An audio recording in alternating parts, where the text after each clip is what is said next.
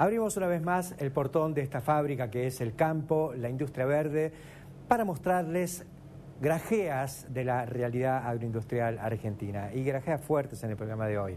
Vamos a conversar con Daniel Viga, nada menos que presidente de la Asociación de Cooperativas Argentinas, una gran empresa nacional, una empresa que involucra todo el segmento, todos los eslabones de la actividad agropecuaria y agroindustrial, y cada vez más agroindustrial, como nos va a mostrar Daniel Viga. Vamos a conversar también con Ricardo Yapur. Ricardo Yapur es el presidente de Rizobacter Argentina, una empresa argentina pero que ya es internacional. Tuvimos ocasión de estar con él en el Farm Progress Show, en su carpa, en el stand en el que exhibieron los inoculantes, los productos biológicos y productos de otro tipo que está presentando esta empresa en el mercado americano y en otros mercados del mundo. Muy interesante todo lo que podemos conversar con Yapur. Y también interesante lo que vamos a ver de la gente de Geosistemas, que nos va a visitar para hablarnos de un nuevo sistema para el control de malezas a través de un dispositivo que hace una aplicación selectiva detectando el punto donde está la maleza, abriendo una válvula y permitiendo que el chorro de producto caiga específicamente sobre ese punto, y esto a toda velocidad. Así que estamos frente a una novedad tecnológica muy fuerte que ha evolucionado en los últimos años y que ya se está conociendo en el mercado local. El nombre de este equipo de desarrollo holandés es WIDIT y nos parecía muy importante proponerlo para toda nuestra audiencia. Y vamos a conversar, como habitualmente lo hacemos, con Jorge Castro acerca de la realidad de la economía global y el sector agroalimentario argentino. Estos son entonces los temas y los invitados que vamos a compartir con todos ustedes en esta edición de El Campo, la Industria Verde. Ya volvemos.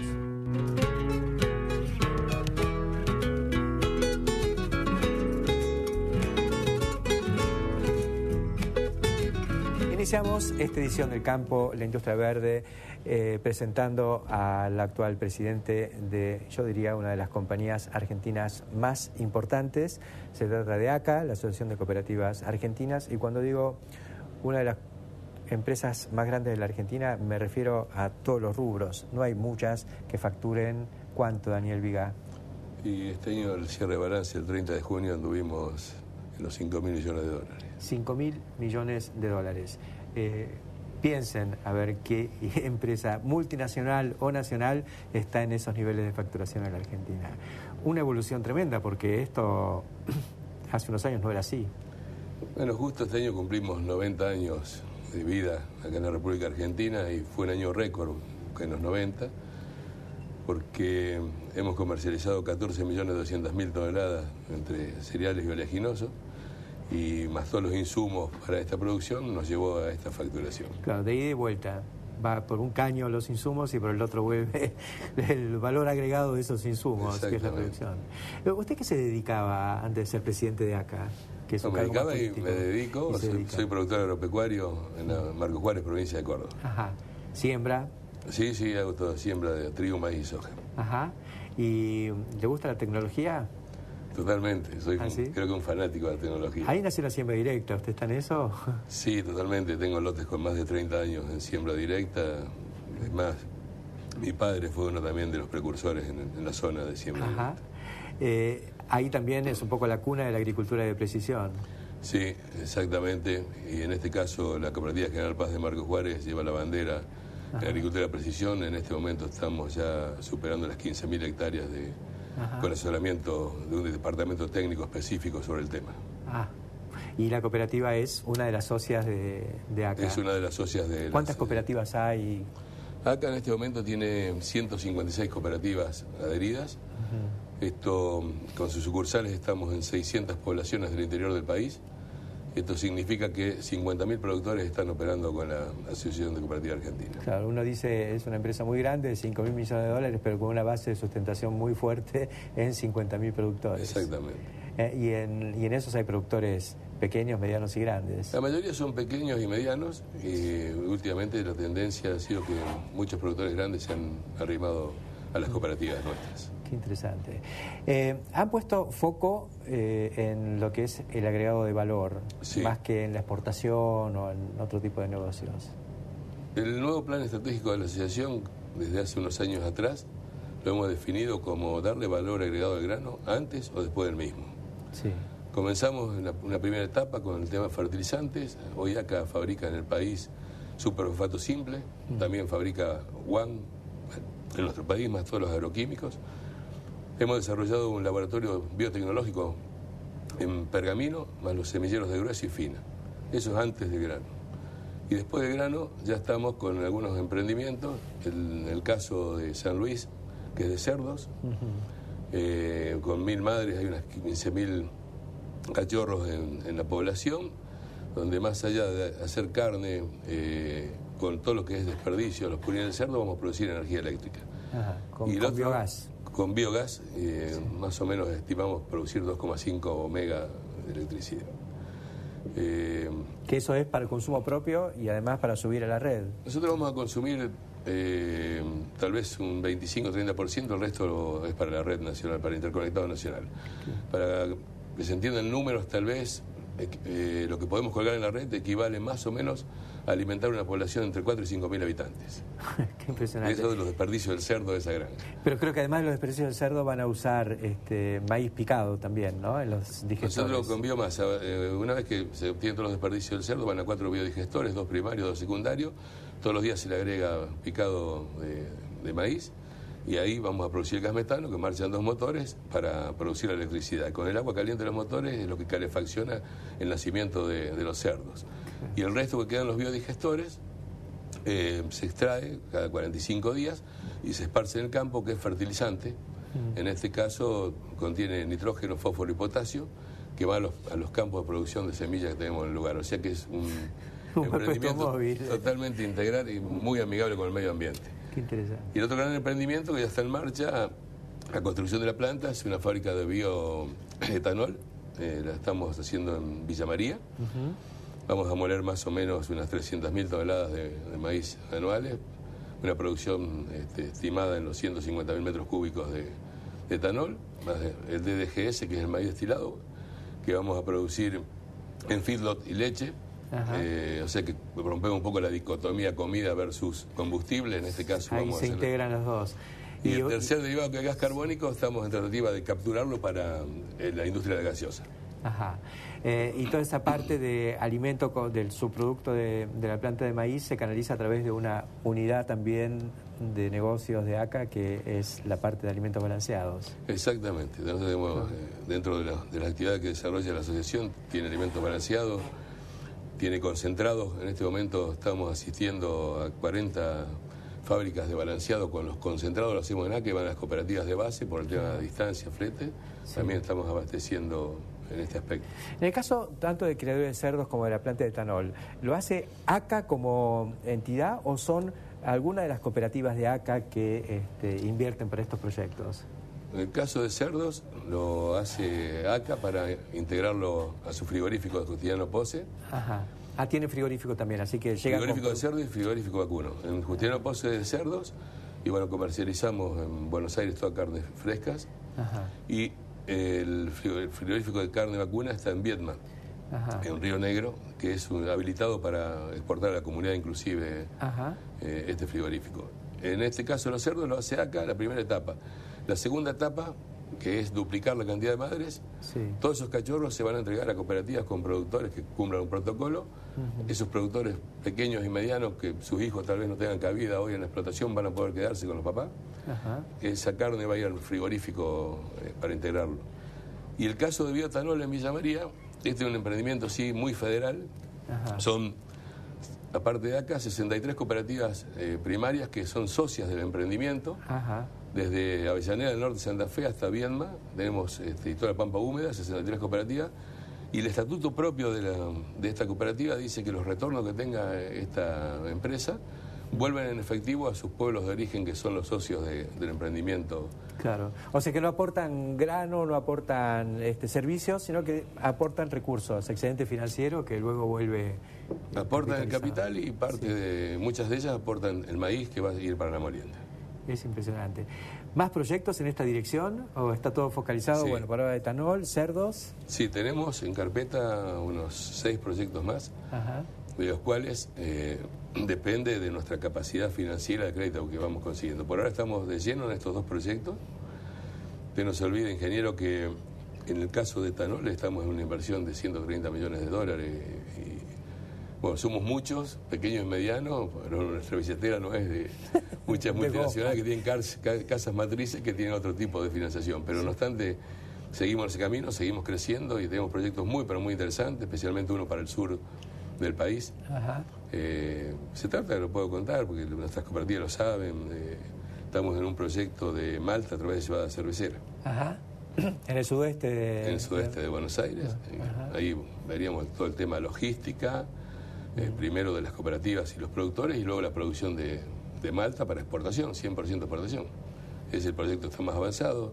Está bien. Y bueno, hay otros más que están también muy avanzados.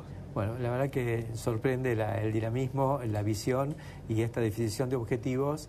Se plantea muchas veces la discusión sobre cómo hacer esto del valor agregado en origen, que le agrega lo de en origen, no sé por qué. Para mí la forma de hacerlo es así. Se habla de asociativismo pensando por ahí en 5 productores que se juntan para hacer algo. Bueno, me parece que el asociativismo que funciona es digamos, con escala, con tecnología, con recursos, es la única forma de poder ser competitivos. Sí, nosotros estamos convencidos, inclusive como somos la cooperativa de productores para productores, y ninguno de nosotros en forma individual podría participar de un proyecto de esta índole. Sí. Hemos encontrado la vuelta por medio del asociativismo, de la escala, sí, de la tecnología, de llevar este tipo de emprendimiento. Además sin tapujos, digamos, intelectuales, ¿no? Ustedes están asociados, en el caso de los fertilizantes, con compañías internacionales. Sí, sí, nosotros estamos, en el caso de los fertilizantes, estamos asociados con Bunge, tanto en Campana como en Ramallo. Y en el caso de la tecnología tenemos Joint Venture con Monsanto. Ajá. O sea, nosotros con tal de dar el servicio al productor que el productor necesita, buscamos los recursos donde los podemos conseguir.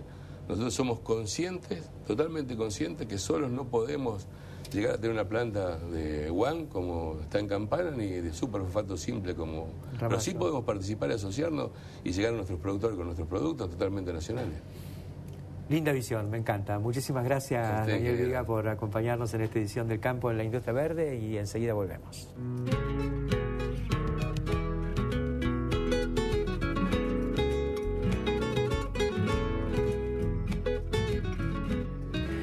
Continuamos en el Campo, la Industria Verde.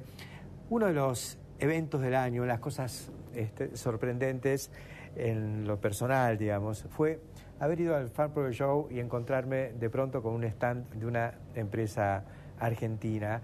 La primera vez que veo una empresa de insumos metida en el medio de la parafernalia de fierros y de tecnología en el centro de la agricultura mundial, como es en este caso Iowa, en Boone, donde se desarrolló una de las muestras más formidables que hemos podido presenciar.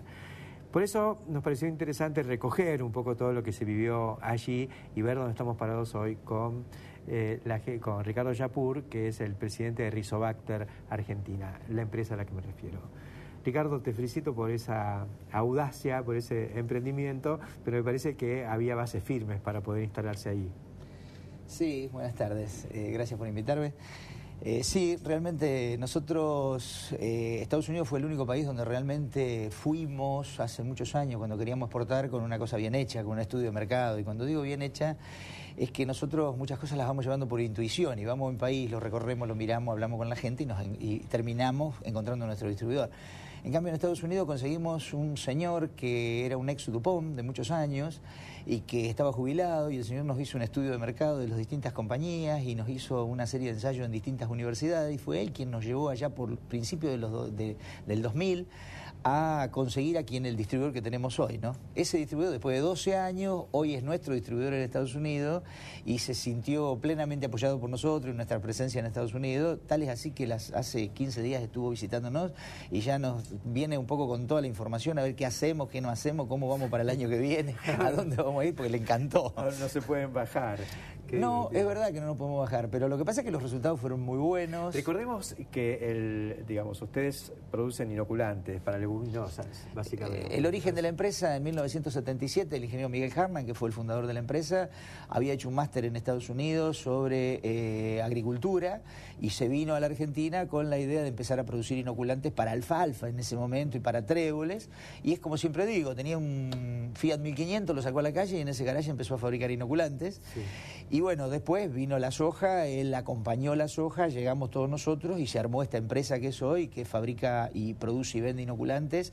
¿Qué hace el inoculante? El inoculante es un cultivo de bacterias que lo que hace es asociarse con una leguminosa, en este caso la soja, y fijar el nitrógeno del aire. Es decir, independizar a la planta de la fertilización química nitrogenada, de lo que llamaríamos un producto común, el guano, la urea. Sí. La atmósfera tiene un 78% de nitrógeno, en el cual estamos rodeados por ese nitrógeno, pero no es asimilable para la planta. Estas bacterias tienen la capacidad de reducir la molécula de dinitrógeno, la reducen a una forma que puede ser asimilable por las plantas y la introducen al torrente circulatorio de la planta en forma de aminoácidos para formar proteína, y después la soja es proteína. Claro. Entonces es la base de la producción de soja en este caso, ¿no? Digamos, esta simbiosis entre la bacteria y la planta que hace que se fije el nitrógeno. Exactamente. Vos me preguntabas hace un ratito algo acerca de Signum. Bueno, el trabajo de muchos años de investigación y desarrollo asociado con institutos de investigación de la Argentina y de otros países del mundo, como por ejemplo en este caso de Cuba, nos llevó a mejorar ese diálogo molecular entre la planta y la bacteria, que hizo que hoy haya un producto en el mercado que es hace 3 años que está en el mercado, que se llama Signum como marca comercial, el cual Signum viene del latín señales, que son las señales que emite la bacteria y que las recibe la planta para que la nodulación sea más rápida, sea más temprana, sea mejor la nodulación y sea mayor la cantidad de fijación de nitrógeno que se produce durante el ciclo vegetativo del cultivo de soja. Es un desarrollo biotecnológico nacional hecho en Pergamino, pero mirando lo que pasa en el mundo. Totalmente de acuerdo. Yo creo que el mundo va hacia una agricultura limpia, hacia una agricultura con menos residuo, no va a ser una agricultura que va a eliminar al agroquímico o al fertilizante, para nada, va a complementar, a potenciar y a mejorar los rendimientos. Sí. Por ejemplo, nosotros, una de las cosas que vendemos, exportamos un producto a Inglaterra, por ejemplo. Es un producto, un biofertilizante que es un solubilizador de fósforo, y los ingleses llegaron a un punto donde no los dejan fertilizar con más cantidad de fósforo porque ese fósforo residual termina en las capas profundas, termina en el agua y contaminando napas freáticas. Sí. Entonces, el hecho de poder usar un microorganismo como esto le permite aprovechar mejor ese fósforo que aplicaron. Entonces, de esa manera pueden seguir aumentando los rendimientos, complementada la fertilización química con la fertilización biológica. Hablaste de Estados Unidos, hablaste de Inglaterra. ¿Ustedes tienen un foco fuerte puesto en la exportación? Mucho. Hace muchos años, nosotros allá por el 1987, y de casualidad, porque teníamos un amigo en Ecuador, empezamos a exportarle, porque un pergaminense que vivía en Ecuador, y Ecuador tenía 50.000 hectáreas de soja. Exportamos y nos empezó a gustar y le empezamos a ver una forma distinta al negocio. Y en la década del 90, la tan mal llamada década del 90, nosotros viajamos mucho, teníamos a lo mejor $1 barato para viajar, pero no traíamos nada cuando veníamos prácticamente. Pero aprendimos muchísimo y vimos el mercado que había. En los 2000 empezamos a aprovechar ese mercado. Y hoy, de los $75 millones que factura la empresa, prácticamente entre 12 y 13 millones este año van a venir de la exportación. Es decir, ya es casi un 15% viene de exportación. Y tenemos como objetivo un 30% de los ingresos de la empresa, de la facturación de la empresa, provengan de la exportación. Para eso pusimos una persona en comercio exterior a manejar todo comercio exterior, pusimos a alguien de marketing de comercio exterior, tenemos 2 personas en Brasil, tenemos 2 personas en Paraguay, y tenemos una persona que atiende Uruguay, Chile y Bolivia, y tenemos gente viajando el mundo, porque nosotros creemos que hay lugares como Ucrania, por ejemplo, que es el nuevo desarrollo que hemos hecho en este último año, o lo que ya te he contado en algunas oportunidades de lo que hicimos el año pasado y lo estamos profundizando.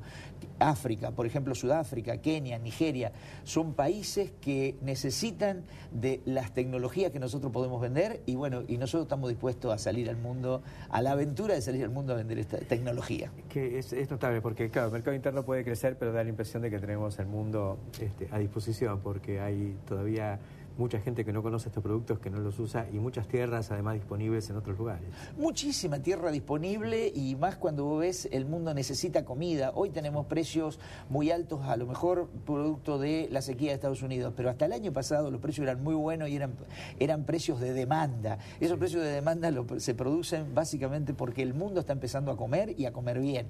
Ese mundo oriental, o sea, hablemos de China, hablemos de India. Entonces, yo creo que el futuro de empresas como las nuestras, que a su vez, no solamente por la producción de alimentos, sino de alimentos limpios, de alimentos sin residuos, alimentos, productos de microorganismos. Claro, la sustitución de productos químicos por biológicos desarrollados. Eso hace de que ese mundo cada día quiera consumir más los productos nuestros, por lo cual yo veo un futuro en nuestra empresa, un futuro espectacular.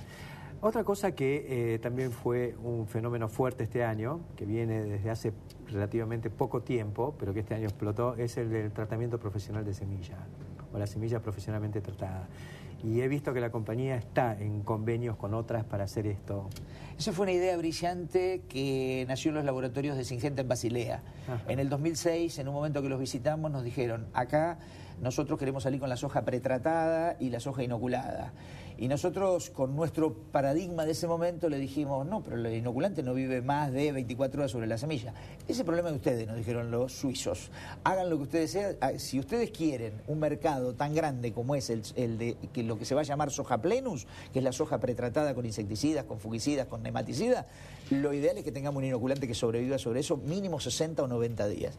Nos volvimos a la Argentina y ese paradigma lo cambiamos y empezamos a trabajar pensando que la bacteria podía sobrevivir.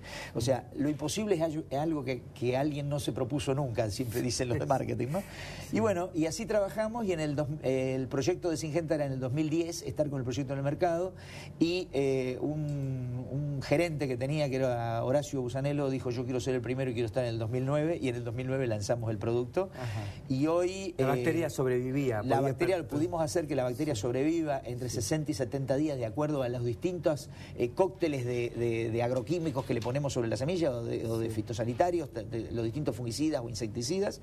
Eso hace que sobreviva sobre la semilla y hace que el productor pueda comprar semilla de soja tal como compró semilla como compra semilla de maíz pretratada, donde directamente se lleva la bolsa al campo, la vuelca en la sembradora y lo puede sembrar directamente sin hacer ningún movimiento de esa semilla. ¿Y qué es lo que hace Rizobacter en este esquema? El tratamiento, y provee el inoculante y el protector, y en muchos casos, como todavía la tecnología no está totalmente desarrollada, no la tecnología, sino la metodología, la forma el mercado no prendió todavía en que, porque hoy solamente se tratan cerca de 1 millón de bolsas, cuando nosotros estamos pensando que se aplican más o menos, se usan unos 35 o 40 millones de bolsas, es decir, todavía hay mucho por desarrollar en el mercado. Entonces hay muchos multiplicadores de semilla que todavía tienen miedo de entrar en ese sistema, pero por eso Rizobacter hace el tratamiento para que mucha gente lo vea cómo queda la semilla, la use, vea la practicidad que tiene y después ya a partir del año que viene venga a pedirlo. Entonces los multiplicadores tomen confianza que el mercado existe y hagan las inversiones necesarias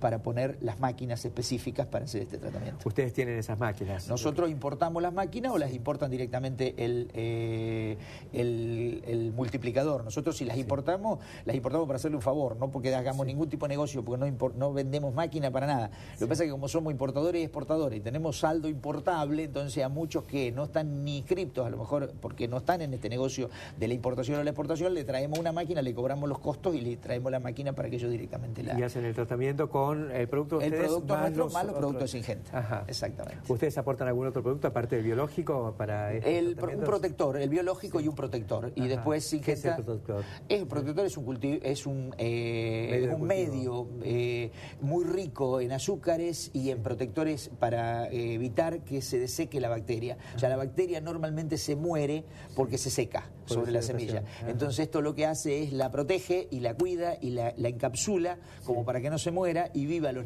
60 o los 70 o 80 días necesarios para que cuando el productor la siembre se produzca nodulación inmediata. Claro, que tenga una especie de dormición. Pero que es una cosa media parecida. Exactamente.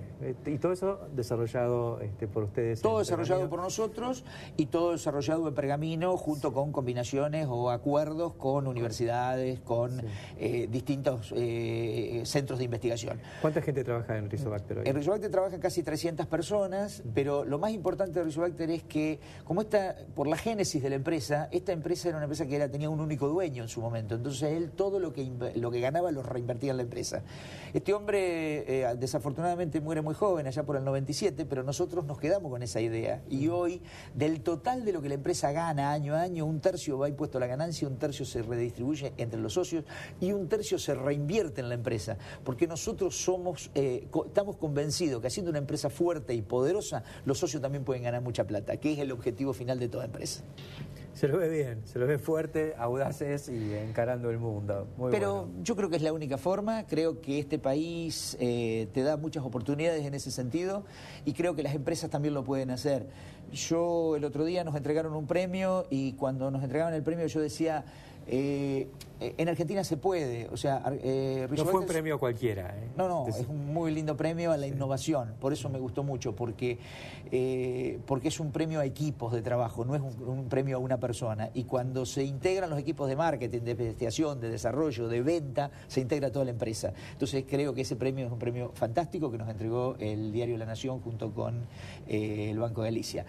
Pero yo decía de que Rizobacter tiene 35 años en el mercado y en el medio de estos 35 años hubo devaluaciones, hiperinflaciones, hubo recesiones, hubo todo lo que podés pensar, existieron todas en estos 35 años. Y sin embargo nosotros pudimos hacer una empresa fuerte, importante, que puede exportar, que puede dar trabajo a 300 personas y esto se hace solamente cuando vos tenés la idea clara y vos querés mirar para adelante y no estás pensando nada más que en el resultado financiero. Muchas gracias, Ricardo Yapur, felicitaciones, los vamos a encontrar seguramente el año que viene de nuevo en el Fan Pro Show, así que adelante y suerte. El año que viene seguro no va a ser una sorpresa.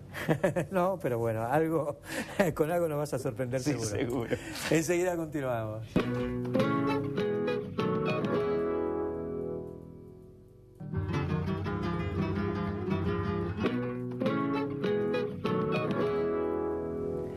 Continuamos en el campo, la industria verde, y ahora introduciéndonos en uno de esos temas que me gustan.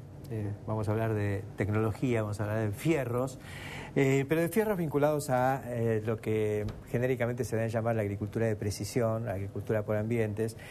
Y he invitado a la gente de Geosistemas porque me acabo de enterar que se presentó uno de esos productos con los que uno viene soñando desde hace mucho tiempo, ¿no? Es una aplicación concreta, dura, digamos, y eficiente de la agricultura de precisión, de la tecnología en la agricultura.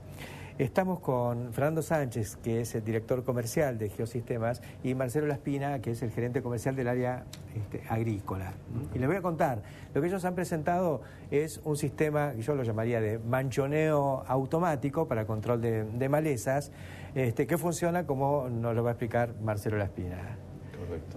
¿Cómo estás, Héctor? Bien. Bueno, es muy gráfica la introducción. El producto lo que permite es detectar la maleza en la medida que el botarón de la pulverizadora avanza y aplicar el herbicida exclusivamente en donde hace falta y no donde no hay presencia verde. No detecta necesariamente el verde, sino que detecta la fluorescencia de la planta, con lo cual el grado de efectividad es muy alto, es extremadamente amplia la diferencia y el rango que hay entre la materia muerta y la planta, con lo cual realmente nos permite trabajar con muchísima precisión y con mucha efectividad, ¿no? Claro. Yo imaginé esto hace mucho tiempo, pero la cosa era cómo se puede implementar, porque hay una máquina que está marchando, tiene que detectar primero la maleza y después largar un chorrito que pegue justo donde está la maleza. Fernando, ¿esto se logra a alta velocidad o hay que ir a menos que paso de hombre? No, correcto, sí, es una de las ventajas del sistema también, la velocidad de avance. El sistema es efectivo incluso arriba de los 25 kilómetros por hora. 25 kilómetros por hora. Eso es lo que me habían contado y yo dije, bueno, si hay algo que pueda andar a 25 kilómetros por hora en el campo, detectando los manchones de maleza o la plantita y largando el chorro justo, tenemos una panacea. Sí. ¿Es así? ¿Estamos frente a esa panacea? De pronto, como vos bien decís, la idea creo que viene rondando hace mucho, y la combinación de la capacidad de censado con la capacidad de ejecutar esa orden es lo que quizás venía faltando, combinado con una serie de factores que vos conocés muy bien, mecánicos, físicos. Acá hay peso, hay distancia y rapidez de respuesta. Bueno, que afortunadamente se ha ido resolviendo, no de un día para el otro. Este producto, si bien Geosistemas lo toma hoy, tiene ya muchos años de desarrollo, y el primer prototipo para uso, digamos, en calle, para uso de matar la maleza en las veredas, data del 99. Ajá. Y recién en 2005 sale la primera versión agrícola, y de 2005 hasta hoy escaladamente un perfeccionamiento que nos lleva hoy a válvulas de alta velocidad que están preparadas para responder al llamado de este sensor. Ajá. Y esta combinación nos permite lograr el resultado que estamos describiendo, ¿no? Fernando, ¿cómo es el sensor? ¿Es una cámara? ¿Cómo es? Así describíla. Básicamente sí, el sensor son cajas muy robustas, sólidas, se colocan aproximadamente a un 110 centímetros, si no me equivoco. 1,10 m de altura. Correcto. Son equipos relativamente fáciles de instalar y aplicables también a cualquier tipo de máquinas con ciertas adaptaciones, ¿no? Como bien decía Marcelo, en Argentina recién en este año los estamos empezando a incorporar. Ya hay una experiencia de varios años y una curva de aprendizaje en Australia, sobre todo, que fue donde más se ha desarrollado este sistema. ¿Y son fundamentalmente para barbechos?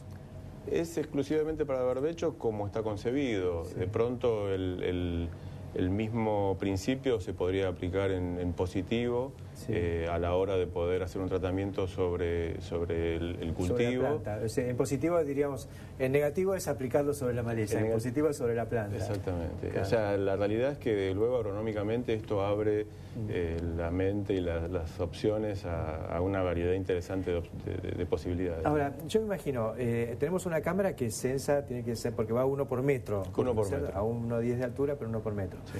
Quiere decir que tiene que censar todo ese metro. Todo ese metro, ¿no? Sí. Y para eso tiene que tener varios ojos, ¿o lo hace con...? Las celdas del sensor en sí son 5, o sea, en realidad... Cada 20 centímetros toma. Exacto, cada sensor está cubriendo un espectro de 20 centímetros que le corresponde a cada electroválvula. O sea, en ese metro que cubre el sensor, nosotros tenemos 5 electroválvulas. Con 5 picos. Con 5 picos. Cada 20 centímetros entre sí. Hay una mínima superposición entre ellos, que es la que garantiza la seguridad, por supuesto. Entonces, de este modo, estamos logrando una disposición razonable con una distribución de peso coherente para el tipo de trabajo que necesitamos hacer. Con esto superamos la idea de trabajar con un solo sensor por pico, lo cual complica mucho el desarrollo mecánico del producto. Claro, es un sensor cada 5 picos. Y en sí mismo sería un sensor con 5 ventanas que me permiten lograr eso. Hoy, y me parece, qué sé yo, ustedes lo corroborarán, pero 90-95% de ahorro de herbicida, ¿es así? ¿Es lo que se está diciendo? Tenemos que pensar en... Dependerá de la cantidad de maleza que haya. Exactamente, pero... y en qué momento yo tomo la decisión de aplicar el herbicida.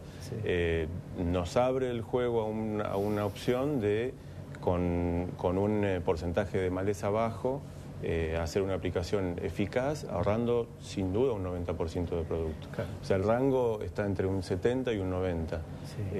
Y eso es muy simple de comprobar y es muy lógico, ¿no? Sí. Nosotros sabemos que la decisión agronómica a la hora de analizar la cobertura es compleja y se tiende a esperar a los efectos de aprovechar mejor la distribución de herbicida. Claro. Hoy el paradigma es el opuesto, es decir, no espero y aplico lo justo apenas están haciendo la maleza y antes de que se me haga más fuerte, ¿no? Claro, uno podría imaginarse, no sé, a lo mejor es un exabrupto lo mío, pero uno puede quemar con glifo, ¿no es cierto? Y hay malezas resistentes que vinieron después. Y uno lo que puede hacer es aplicar algo específico para esos manchones que pueden haber venido de malezas tolerantes o resistentes. Exactamente, y un poco más de combustible a la hora de hacer pasadas en un campo con un bajo porcentaje de maleza, es mucho más productivo y menos nocivo que aplicar ese otro 90% de producto en la tierra. Seguro. O sea, acá tenemos una faceta ambiental importantísima y, por supuesto, el margen bruto al que apuntamos luego, ahorrando esa cantidad de herbicida, también es interesante, pero acá hay una componente ambiental importantísima. Hay que ¿no? tener en cuenta. Fernando, ¿a qué se dedica? ¿Cuál es el origen de Geosistemas? Bueno, Geosistemas es una empresa que está cumpliendo 25 años, justamente ahora. Básicamente en los inicios, Geosistemas nació en el 87 como una empresa proveedora de equipos de topografía, mucho antes de que exista el GPS. No agrícola. No agrícola. No fue necesariamente el GPS lo que nos llevó a la agricultura, pero sí lo que nos consolidó en el mercado agrícola, que hoy es una base importante, una unidad de negocio muy importante en ¿Qué hacen en con Geosistemas. GPS? Básicamente nos especializamos en lo que es guiado de maquinaria agrícola y automatización en agricultura, ¿no?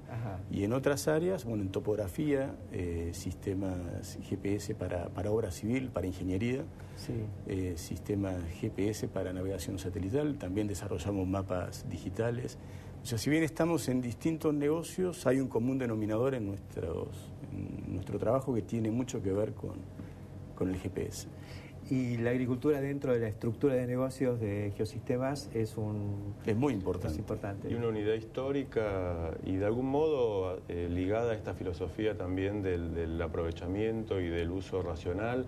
El primer producto con el que Geosistemas ingresa al mercado de la agricultura es el nivel láser, que no deja de haber una componente en común con esta idea, ya que el objetivo de una buena nivelación es bombear la menor cantidad de agua posible para inundar una arrocera. Aquellos fueron los primeros principios cuando no existía ni un GPS ni un banderillero satelital, y un producto muy familiar a la topografía. Luego el banderillero fue el primer desembarco. Algún día, no nos gusta mucho hablar de imponer, sí de proponer. Algún día propusimos medir hectáreas con un navegador. Creo que fue bastante popular. Popular. Y bueno, es un poco esa nuestra... Y ahora viene el WIDIT. Y ahora viene el WIDIT. WIDIT, que es de origen... holandés. Holandés. Así es. Holandés. Muchísimas gracias por contarnos esto del control automático de manchones de malezas. Le veo un potencial increíble y habrá que imaginar todo lo que se puede hacer con eso. Bueno, muchísimas gracias a vos. Muchas gracias. Los felicito por haber traído esta tecnología y nosotros enseguida continuamos aquí en el campo de la industria verde. Continuamos en el campo, la industria verde, ahora en el espacio que compartimos con Jorge Castro. Y Jorge, la semana pasada yo había escrito un editorial planteando un poco el tema de este debate de agro o agroindustria versus otras industrias. Tomás Bulat, que estuvo en el programa, también comentó algo al respecto. Él tenía una visión de que la agricultura y la agroindustria está jugando en primera, pero no siempre se ve, no se percibe eso. Tuvimos un muy importante congreso de la UIA. Ahí vino la presidenta de Brasil, Dilma Rousseff. ¿Qué comentarios tenés para hacer? Mira, el Congreso de la Unión Industrial Argentina fue testigo, entre otras actividades, de un importantísimo discurso de la presidenta de Brasil, Dilma Rousseff. La tesis básica del discurso de Dilma Rousseff es que Brasil y la Argentina poseen sectores agroalimentarios y mineros con niveles de productividad de alcance mundial.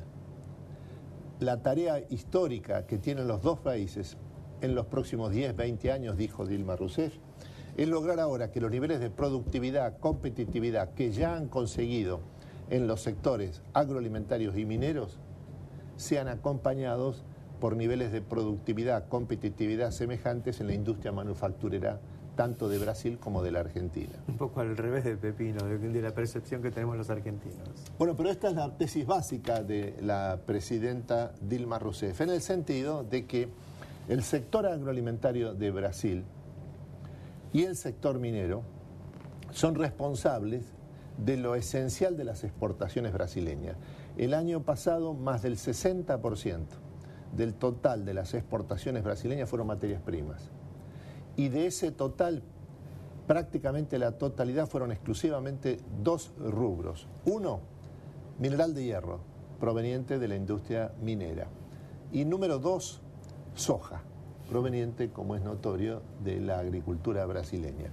Esto es, a través de estos dos sectores, es que Brasil consigue los dólares genuinos que le permiten mantener una alta tasa de importación, sobre todo de bienes de equipo y de partes y componentes para el desarrollo de su industria manufacturera. Si a eso le sumamos que buena parte de su sector energético está vinculado también con el sector agrícola y con el sector de energías renovables, tenemos algo para sumar a todo eso. Exactamente, ¿no? exactamente. Porque toda la industria y la minería y el agro se mueven en algún porcentaje con recursos producidos interiormente por la agricultura. Por la agricultura. En el caso de la Argentina, esto se pone de manifiesto de manera muy nítida en la estructura del comercio exterior de la Argentina. Más del 65% de las exportaciones argentinas son productos agroalimentarios. Con esta proporción de sus exportaciones provenientes de la actividad agroalimentaria, la Argentina logra financiar un déficit de la balanza comercial industrial que el año pasado ascendió a 32.000 millones de dólares.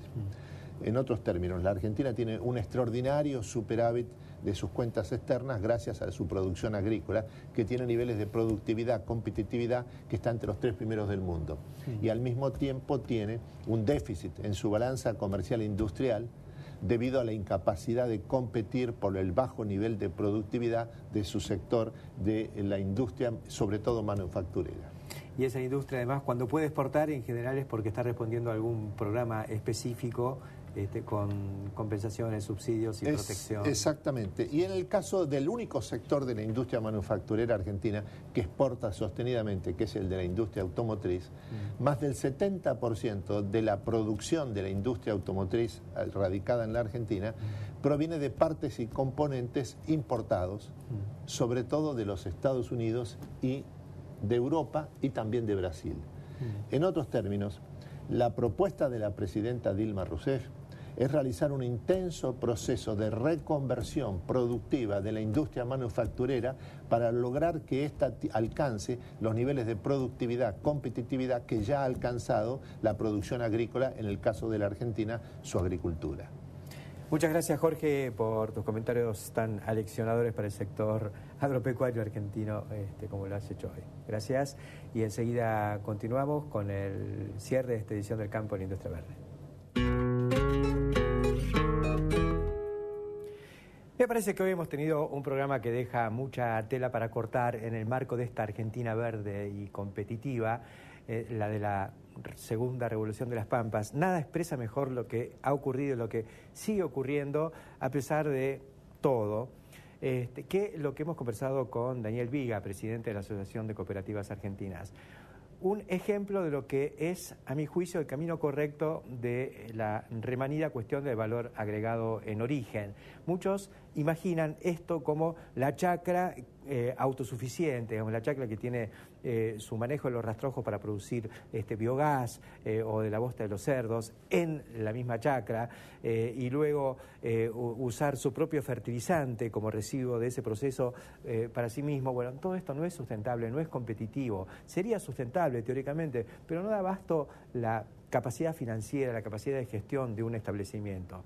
Pero 50.000 productores reunidos a través de 120, 130 entidades cooperativas en todo el país, desde 600 localidades distintas, como nos planteaba Viga, con la capacidad de concentrar capital y poner recursos y aplicar y pegar con un cañón en Villa María para hacer una planta de etanol o en San Luis para hacer un complejo de cerdos que luego se procesa en una planta en un frigorífico en Justiniano Pozzi y se distribuye en las grandes ciudades como producto de cerdos frescos, me parece que es un camino, es el camino indicado, es el camino lógico.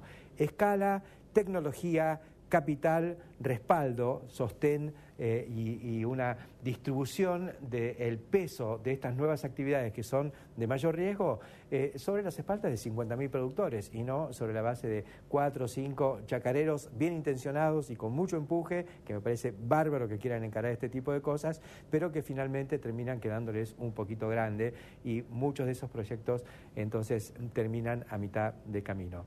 Me parece que el modelo ACA es algo para seguir. 5.000 millones de dólares de facturación son, digamos, cantidades comparables a los que puede facturar un Arcor o una aceitera General Dehesa o un Vicentín. Yo diría que es más que estas compañías, orientados fundamentalmente al mercado interno, pero también exportando saldos, pero con esta visión de valor agregado a partir de los recursos básicos que genera la producción agrícola, los chacareros, los 50.000 socios, y con una visión además más amplia, porque nos decía Viga, ellos no tienen ningún tapujo, ninguna traba intelectual, digamos, para no relacionarse con compañías internacionales, como puede ser Bunge, uno de los grandes monstruos, digamos, mundiales del trading agrícola y de la provisión de insumos, con quienes forman parte de un complejo de producción de fertilizantes, 2 plantas, una en Ramallo y otra en Zárate o en Campana, que me parece que es fantástico porque se ve que existe la posibilidad de hacer este tipo de integración. Como hay otras compañías que también sean compañías o empresas nacionales, la propia AGD que está asociada con también Bunge en otros negocios, o Vicentín con Glencore en la producción de biocombustibles a través de Renova. Creo que todo esto está dando muestras de que hay un proceso de fondo, hay un proceso de industrialización nueva, de nuevos paradigmas industriales que se basan en la cascada de agregado de valor de la agricultura y que están poniendo a la Argentina en carrera y relacionada con el mundo. Es lo que nosotros pregonamos, lo que nosotros vemos como el camino indicado. Ojalá muchos más lo vean como nosotros. Hasta la semana que viene.